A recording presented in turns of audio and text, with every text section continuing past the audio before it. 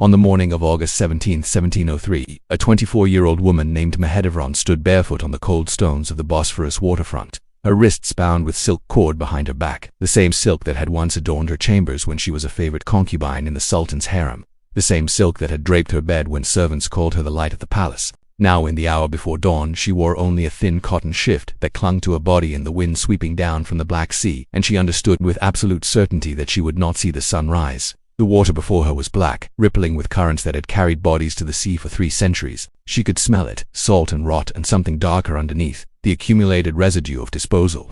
Beside her, on the wet stones, rested a canvas sack reinforced with leather at the seams, large enough to contain a human body. From within it came sounds that made her blood turn cold.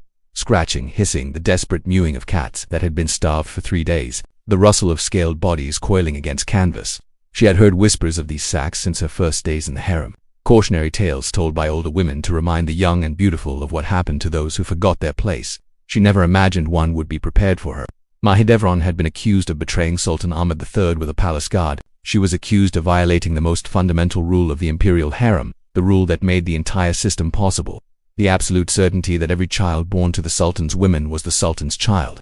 She was accused of contaminating the bloodline that had ruled the Ottoman Empire for 200 years. She was innocent. She had never touched the guard. She had never touched any man except the Sultan himself, who had called her to his bed perhaps 24 times over the 3 years she served as a concubine.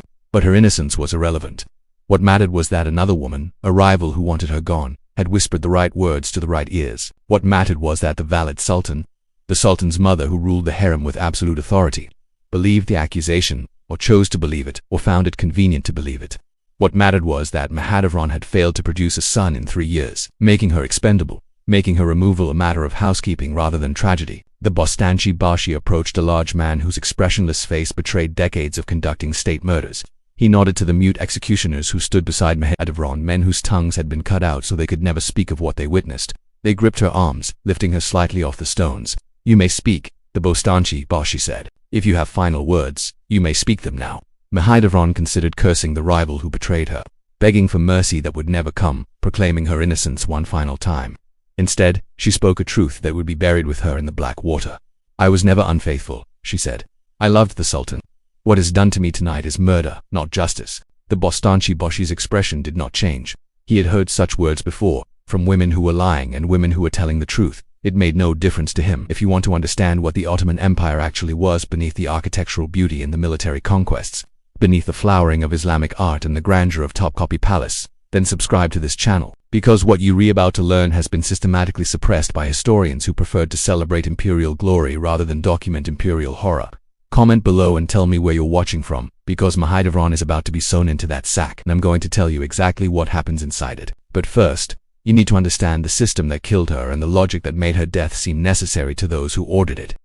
The Ottoman harem was not a collection of playthings maintained for imperial pleasure, though Western imagination has often portrayed it that way.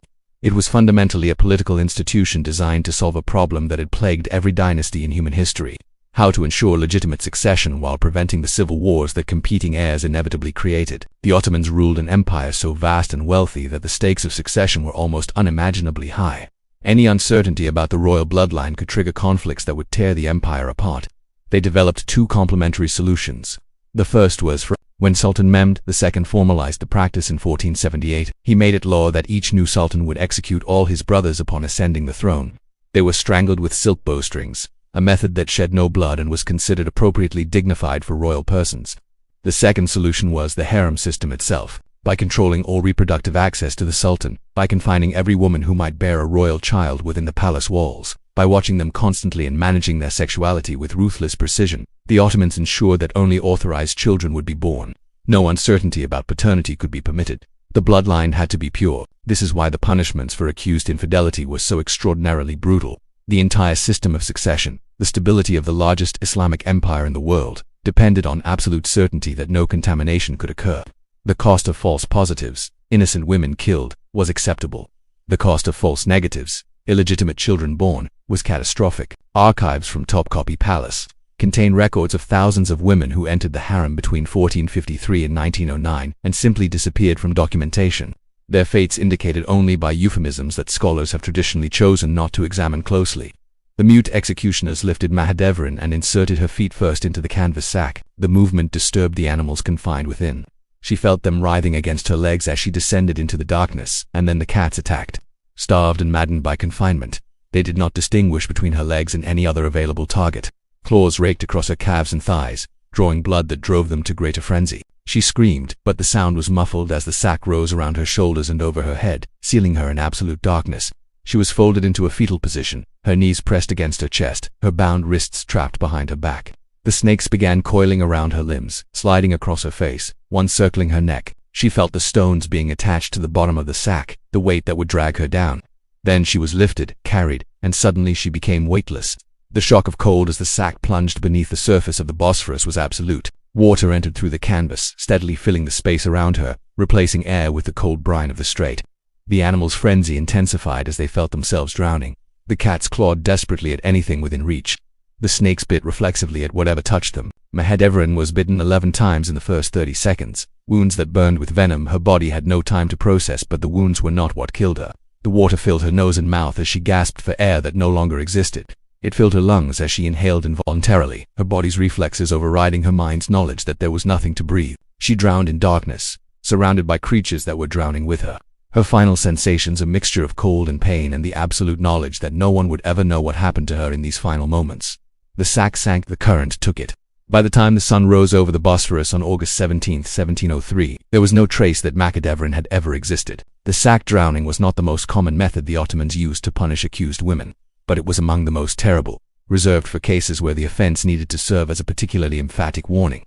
The practice had been adapted from the Romans, who called it ponacule, and reserved it for those who murdered their parents. The Ottomans applied it to women whose sexual transgressions were seen as comparable to parricide, as murders of the dynasty's integrity. The choice of animals was deliberate. The cats represented domestic betrayal, creatures of the household turned against their keeper. The snakes represented corruption and poison, the contamination of pure blood. Together they created a death that was as symbolic as it was horrifying, a punishment designed not just to kill but to make a statement about the nature of the crime. What happened to Mahidevran was not an aberration but a feature of the system, a logical outcome of the imperial machine that valued dynastic purity above individual life. Her story, and the stories of thousands of women like her, remained buried in euphemisms and silences for centuries, hidden beneath the grandeur we associate with Ottoman history. Comment below and tell me, should these stories remain buried, or do we have an obligation to remember what systems of absolute power do to those trapped within them?